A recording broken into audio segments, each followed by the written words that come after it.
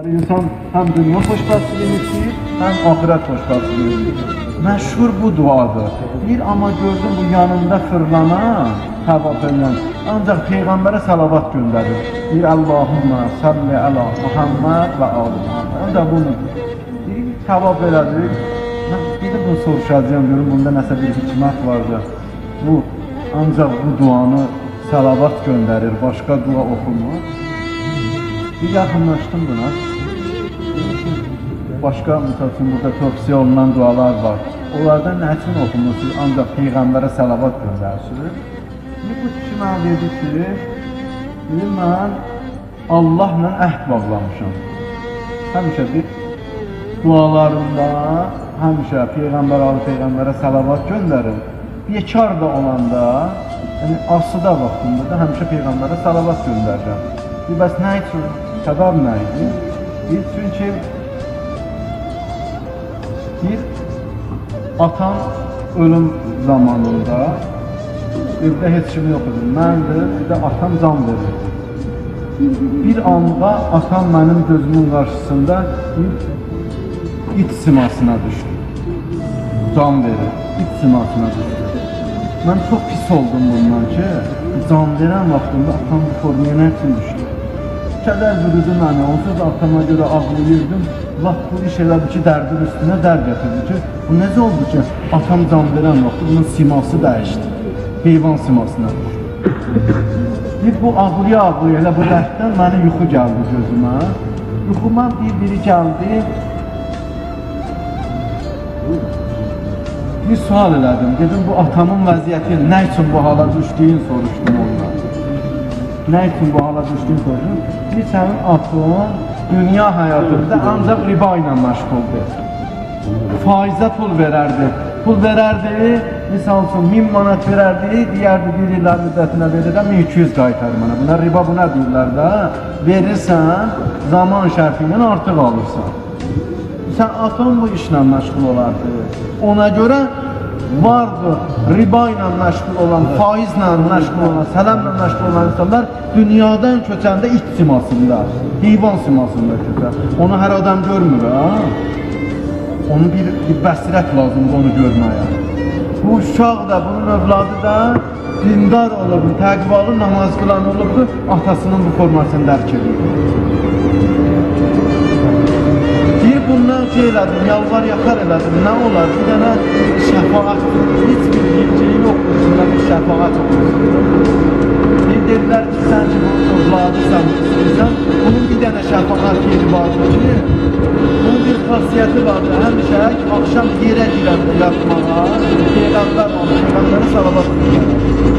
Atası, ha? Ona burada xəbər verirlər. Sən axın bir dənə xasiyyəti vardır ki, düzdür faiz verirdi, sələm verirdi, haram işlərlə məşğuldur. Amma axşam yerinə yatmağa girəndə əqidəsi vardır. Peyğəmbər alır, Peyğəmbərə salavat göndərərdi. Bir oğlan xahiş edir, deyir nə olar, mənə xatir, heç olmasa bu salavata xatir, atamın göndərdiyi bu salavatlara xatir bunu bağışlayır. Bir deyirlər yaxşı. Bir də bu an ayırdım yuxudan, gördüm atam qayıdıb öz simasına. Atam qayıdıb öz simasına. Bir həminki gündən öz aramda, özümlə Allahın arasında əhd elədi ki, bütün günləri nə qədər asıda vaxtım oldu, Peyğəmbərə salavat göndərəm. Bəzən insanlar ciddi yanaşmır, bir də Allah ayəsidir. Quran-ı Kərimdə Allah təala buyurur ki, birinci xəbər verir. İnnəllaha və mələikətəhu yusalluna alən-nəbi. Allah və mələklər Peyğəmbərə salavat göndərir. Bunu Quran xəbər verir, Allah təala istəyir ki, insanların gözündə salavat göndərməliyi ki eləsin, qiymətləndirsin, insanlara tanıtsın ki, salavat elə adi bir şey deyil, vəzifədir Allah tərəfindən. Bir Allah təala deyir, Allah özü Peyğəmbərə salavat göndərir. Mələklər Peyğəmbərə salavat göndərir. İki xəbəri verəndən sonra ardından əmr edilir. Ya eyyuhəllezine amenu sallu aleyhi və səllimu təslima. Ey möminlər, Allaha inananlar, Qurana, Peyğəmbərə inananlar, siz də Peyğəmbərə salavat göndərin. Bax, bu Allah əmridir. İlahi vəzifədir ki, orada da həmin o şəxsi Peyğəmbərə salavat göndərməklik xilas edir. Bir dənə bir məşhur bir şey var, din tərəfindən də təsdiqini tapıb, belə insanlardır. Günahkar insanın duası ilahi dərgahda qəbul olur. İnsanlar var da, çətinliyə düşəndə Allahdan istəyir. Bəzən görürsən, duası qəbul olunur. Nə üçün qəbul olunur? Allah Teala adildir. Deyib, insanın öz elədiyi əməllər duasının ilahi dərgahda qəbul olmasına manetilik yaradır.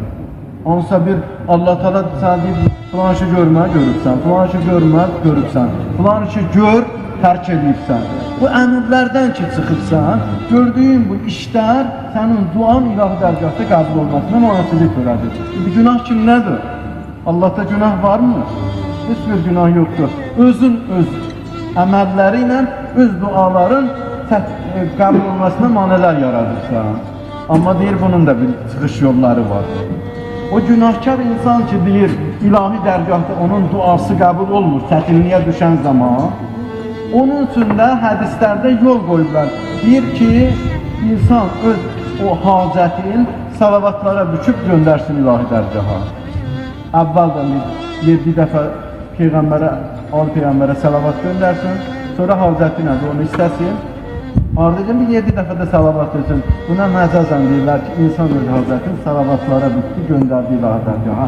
Bir Allah Teala o ki, o insanın o hacətini qəbul eləmirdi günahlarına görə, o salavatların xatirinə onu qəbul edir.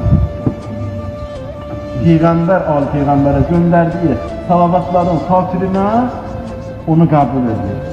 Hətta yazırlar ki, bir Yahudi gəldi Peyğəmbər Ali Aleyhisselamın yanına sual elədi. Dedi, siz nə üçün deyirsiniz ki,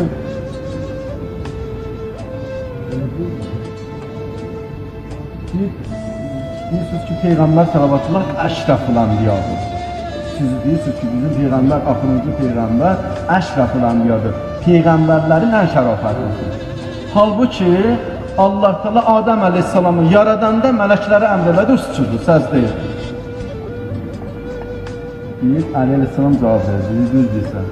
Allah Teala Adəm Aleyhisselamı yaradanda mələklərə əmr elədi, üstüdür, səzdə edir. Bir dəfə tələb olundu səzdə. Demədi ki, qiyamətə qədər səzdə edir.